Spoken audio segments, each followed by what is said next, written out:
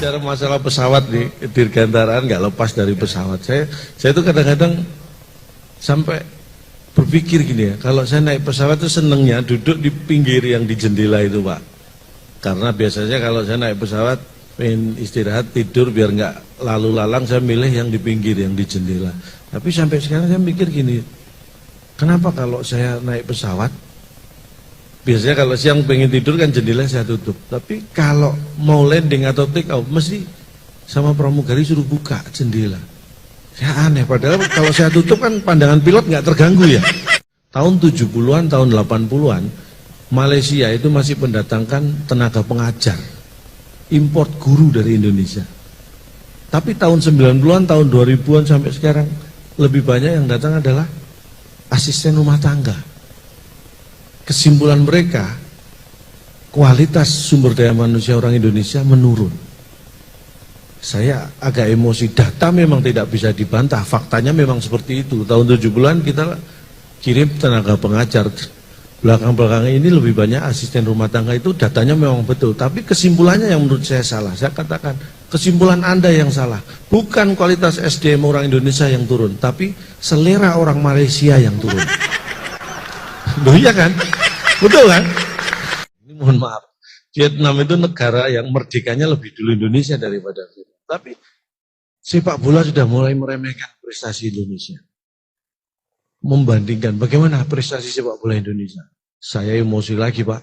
Sebagai orang Indonesia saya katakan, jangankan negara ASEAN, jangankan negara Asia, semua negara di seluruh dunia tidak boleh ada satupun yang sombong soal prestasi sepak bola dengan Indonesia. Saya katakan, sebutkan negara yang paling hebat. Brasil, 5 kali Brasil juara dunia. Jerman 4 kali. Kalau nggak salah ya itu. Spanyol sekali, Inggris sekali. Tapi Brasil pernah kalah dari Jerman. Jerman sering kalah juga dari Spanyol. Spanyol pernah kalah dari Inggris. Inggris juga sering kalah dari Brasil. 4 negara pernah juara dunia, pernah saling mengalahkan. Tetapi 4 negara tadi belum satu pun yang bisa mengalahkan timnas Indonesia. Berarti yang tidak terkalahkan timnas Indonesia. Tolong, saya mau beli buku supaya cepat pinter bahasa Inggris. Ada Cak, ini Cak, agak mahal. Boleh, nggak masalah. Rahasia menguasai bahasa Inggris. Saya beli Pak, agak mahal. Sampai rumah saya buka, kosong, nggak ada isinya. Ini buku mahal-mahal, nggak ada tulisannya. Mbak, ini gimana sih Mbak, buku kok kosong? Loh, judulnya juga rahasia Cak. Nah, kalau nanti ada tulisannya rahasianya bocor gitu. Sekali ketipu saya tetap semangat belajar. Coba Mbak, yang lebih mahal lagi mana? Tapi yang ada tulisannya saya bilang jangan ketipu lagi. Akhirnya ada, ini ada Cak, bahasa Inggris kilat. Wah, saya intip dulu Pak, takut ketipu kan, saya intip. Ada tulisannya, tenang, aman, saya bayar, lebih mahal. Sampai rumah saya belajar. Halaman pertama sampai terakhir isinya cuma flash. Ternyata bahasa Inggrisnya kilat itu flash. Jadi saya cuma tahu bahasa Inggrisnya kilat, kata yang lain nggak tahu saya. 2 kali tertipu tidak membuat saya menyerah belajar. Begini Bu, menurut saya kita harus beri semangat kepada teman-teman yang merasa jelek. Karena buat saya, orang yang merasa jelek itu jauh lebih mulia daripada orang yang merasa cakep. Karena apa? Menurut saya orang yang merasa jelek ada kemungkinan sebenarnya cakep. Tapi kalau orang merasa cakep, nah itu sudah pasti jelek. Jadi lebih mulia merasa jelek. Buat saya itu optimis, tetap semangat, profesional. Jadi harapan saya walaupun mungkin Anda merasa jelek tapi harus profesional. Nah itu adik kelas saya. Makanya saya malu ketemu alumni kalau gini nih. Saya itu kadang-kadang bangga, kadang-kadang malu. Kalau kumpul dengan teman-teman pelawak, saya ini bangga. Karena saya mungkin salah satu pelawak yang bergelar insinyur. Saya bangga kalau kumpul pelawak. Tapi kalau kumpul insinyur, nah ini saya minder. Karena saya satu-satunya insinyur yang jadi pelawak. Nggak enak itu. Makanya dulu awal-awal karir, kalau ada reuni di kampus, waduh, saya minder kalau datangnya, aduh, yang lain hebat-hebat saya pelawak gitu kan. Itu dulu, sekarang sudah nggak minder lagi, karena saya nggak pernah datang. Jadi nggak perlu minder kalau nggak pernah datang ya kan. Nah, saya juga berharap demikian. Yang merasa jelek harus profesional.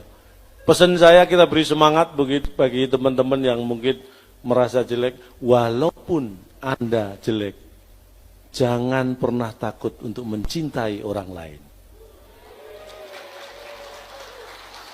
Walaupun jelek, jangan takut untuk mencintai orang lain. Karena apa? Karena yang harusnya takut kan yang Anda cintai. Oh, Anda jelek kok. Jangan Anda yang takut. Kalau Anda jelek, Anda mencintai orang, pasti yang Anda cintai takut. Jelek. Jadi, jelek tidak mengambil porsi takut orang lain. Jelek profesional. Nah, ini dia. Dan sejelek apapun kita pertahankan itu ciri khas. Jadi itulah yang membentuk kita, karakter kita terbentuk dari apa yang kita miliki, kita syukuri. Jadi sekali lagi tepuk tangan buat yang cakep. Nah, kok ragu-ragu? Kan biar adil, tadi sudah yang jelek, sekarang yang cakep. Yang pertama, Direktur Utama kita, Ibu Setia Milatia Mukmin. Selamat malam, Bu. Bu Tia, luar biasa. Bu Tia ini luar biasa baik, beliau sudah menganggap saya seperti keluarga sendiri. Loh, bukan sombong, bener. Saya pernah masuk ruangan beliau. Begitu masuk, Bu Tia langsung berdiri. Keluarga, keluarga. Gitu. Kan dianggap keluarga saya. Kenapa? Diusir. Oh, diusir ya itu. Oh, keluarga, keluarga. Oh, gini Bu ya? Bukan gini waktu itu Bu ya? Karena nama itu selalu membawa rasa. Makanya hati-hati memberi nama. Saya yakin Bapak Ibu semua memberi nama anak pasti dengan harapan. Kayak saya punya anak saya yang pertama saya beri nama persis seperti proses kelahirannya. Jadi waktu itu istri saya pengen melahirkan, itu siang ya, jam 1 siang lah, hari kerja, jam 1 siang, posisi di rumah, di Jakarta. Anda kalau sering ke Jakarta, lihat, hari kerja jam 1 siang itu, wow, kemana-mana macet. Saya bawa pakai mobil dari rumah ke rumah sakit. Gara-gara macet di tengah jalan anak saya lahir. Makanya saya beri nama seperti proses kelahirannya. Jonathan. Brojol karena kemacetan. Jadi ada yang namanya Jonathan. Berarti lahirnya persis anak saya pasti. Tapi begitu lihat anak langsung ingat proses kelahirannya.